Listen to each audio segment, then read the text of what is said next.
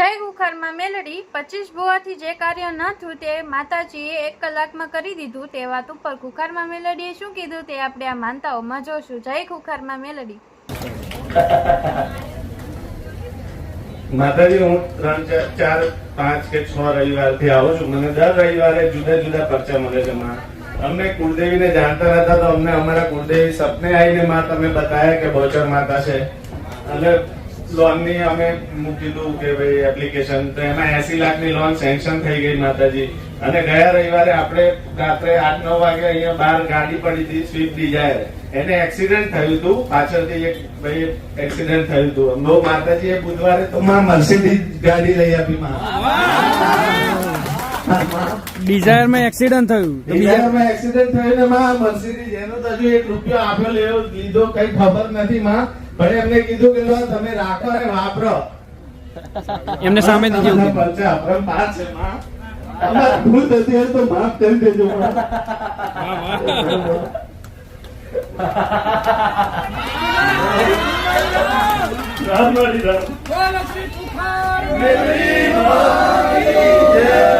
સ્નેહલ કુમાર જસુભાઈ પટેલ, ચાંદમેડા અમદાવાદ થી હું આવું છું. અને ગાડી જોવી હોય તો અહીંયા બહાર મૂકી દઈએ આપણે. મર્સિડીઝ કેટલા લઈ આવે? 50 લાખની અસાઈટ હોય. તારી કેટલાની હતી? 8 લાખની માં એ 10 વર્ષ જૂની હતી. વિચાર તો ઘર મારા સાનિધ્યમાં એ ખાલી જીવ ભર્યો ને સાચું નુકસાન થયું, પણ જમ થયું અમારી કોઈ ભૂલ હશે, એનું કારણ હોય. નકર મારા અંદર થાય છે.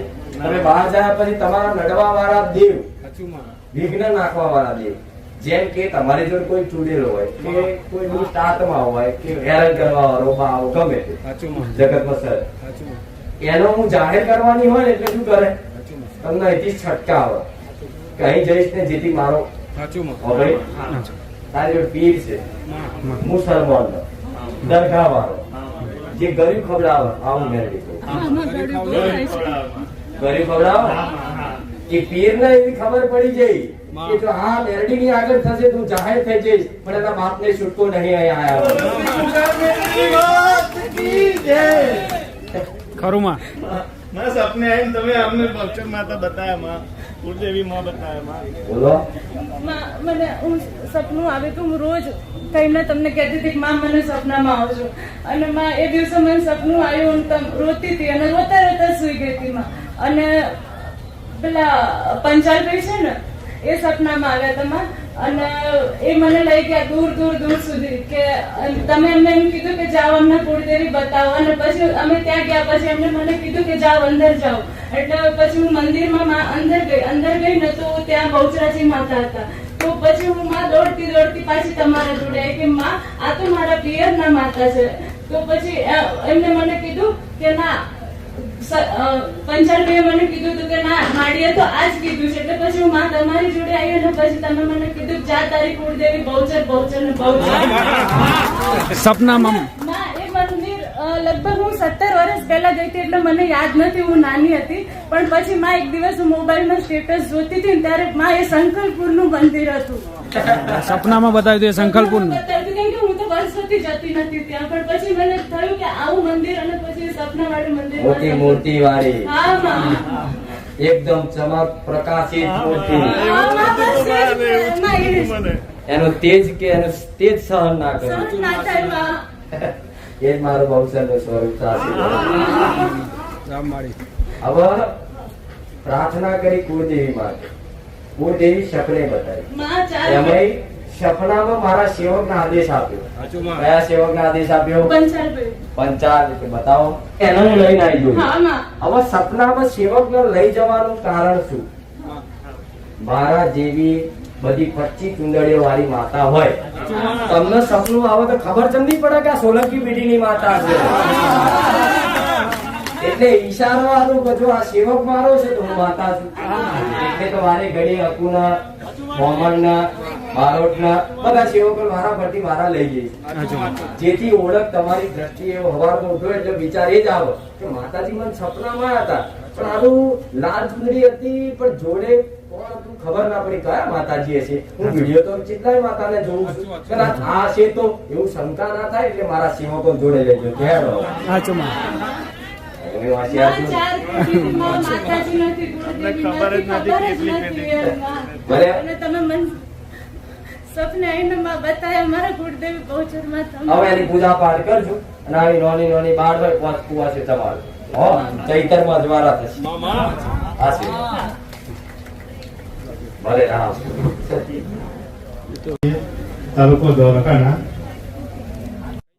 બહુચરમાં કુળદેવી છે અને 1.5 વર્ષથી અમારા ભુવાજી નતા થતા.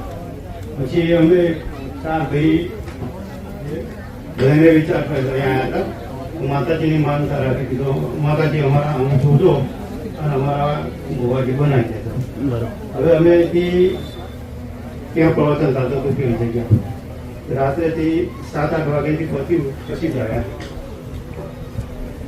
ઘેર ગયા પછી રાત્રે બેઠા હતા.